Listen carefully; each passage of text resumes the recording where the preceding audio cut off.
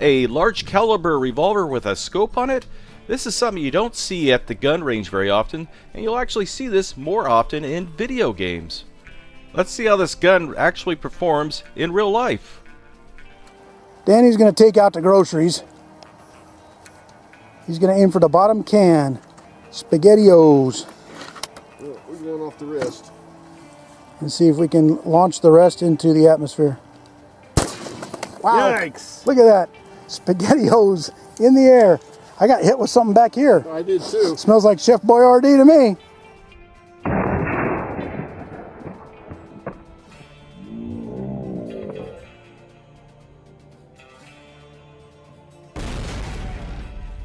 Okay, you're probably all freaking out now because they're not technically SpaghettiOs, just spaghetti in a can, and that's some luxury stuff when you're living on a YouTube creator budget, believe me.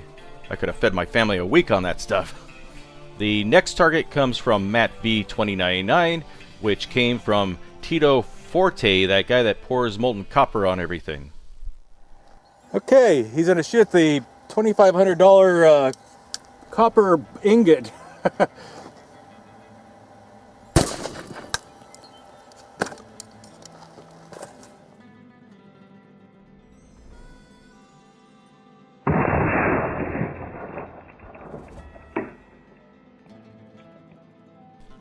Not too shabby. We have yet to pierce the, quote, $2,500 5-pound copper ingot with any types of rounds.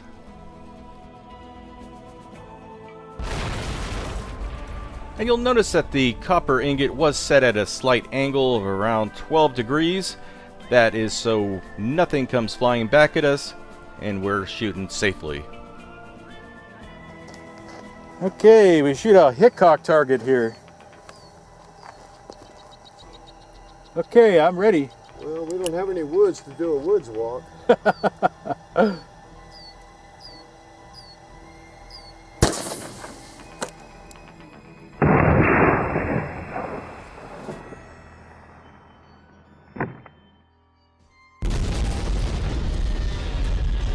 And that is how you get ants. What will it do to a hockey puck? I'm ready.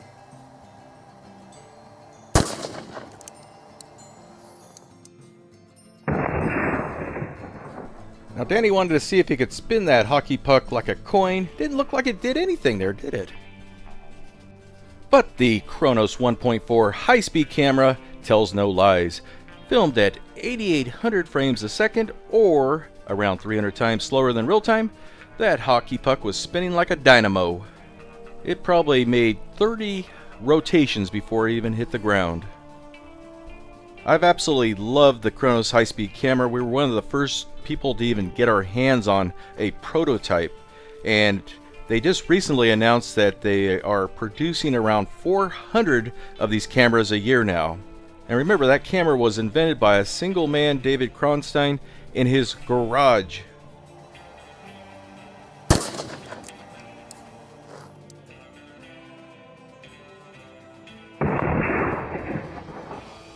And he changed his point of aim to the little orange sticker, about the size of a US dime. Now this was quite a feat because we were really struggling with the factory loaded ammo that I bought for this shoot. Thank you Patreon supporters, by the way. Now one of the biggest differences between video game accuracy and reality, video games don't factor in the variables that we have to encounter in real life. The factory ammo we were using had some pretty sloppy quality control. Okay, you think you can hit that can of Vienna sausages at 15 yards? I think we can make some mess out of it anyway. People always want to shoot pork, so there you go. That's all we could afford. Okay, I'm ready. Oh, jeez. That lid went just flying.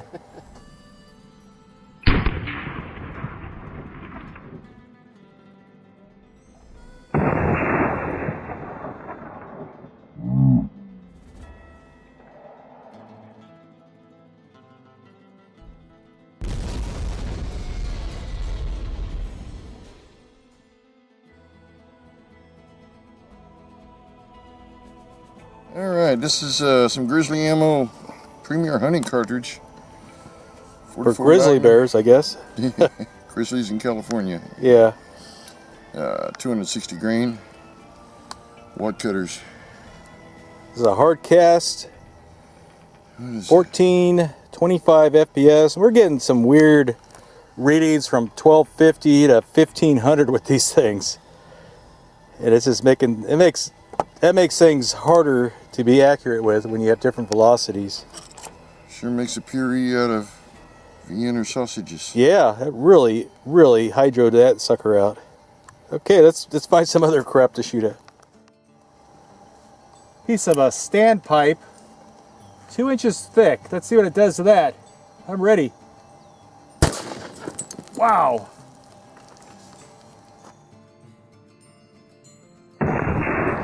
Now these bullets weigh a whopping 260 grain, and they do make heavier bullets for this 44 Magnum. Now let's put that into perspective. A 12 gauge slug is usually around 1 ounce. These bullets will come in at 6/10 of an ounce. 60% the weight of a 12 gauge slug coming out of a revolver. Okay, we got GI Doug out there, 50 yards away.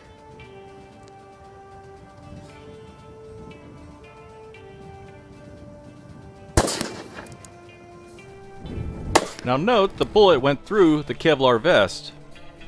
Try another shot. Take one-hand shot.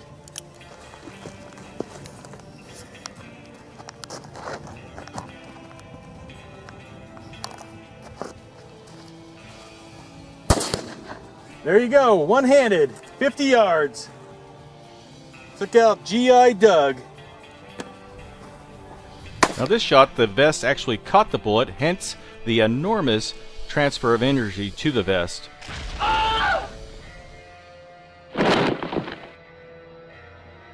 Okay, you hit it twice.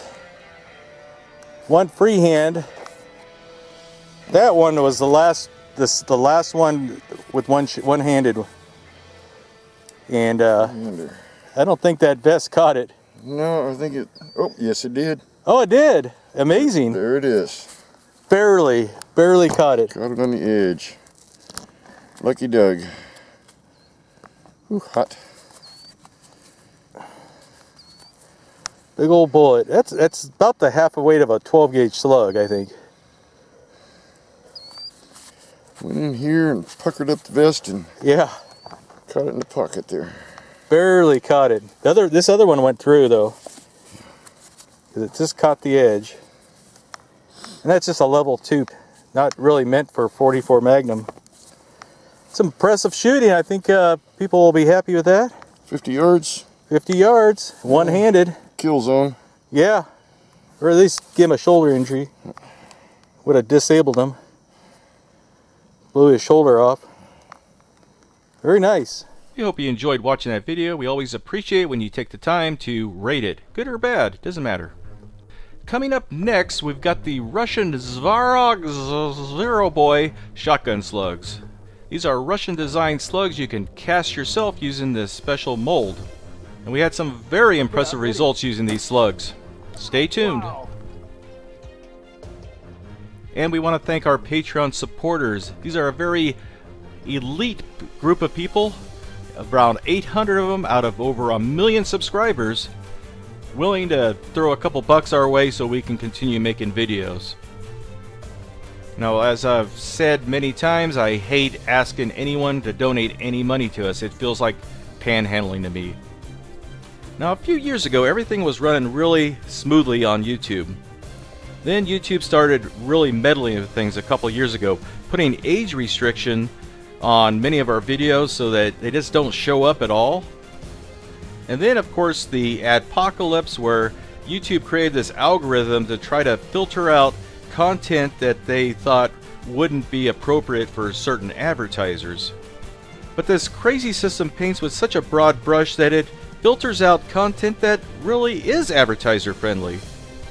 I'm just thankful we have these Patreon supporters, and they allow the vast majority of our viewers to watch this content absolutely free, even if they're running an ad blocker.